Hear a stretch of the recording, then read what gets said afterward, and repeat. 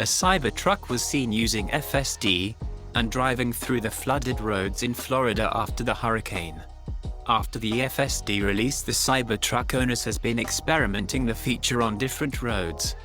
First thing to notice here is the road is really dark and flooded, but still the Cybertruck at first avoided the flooded part of the road and navigated through the dry section of the road.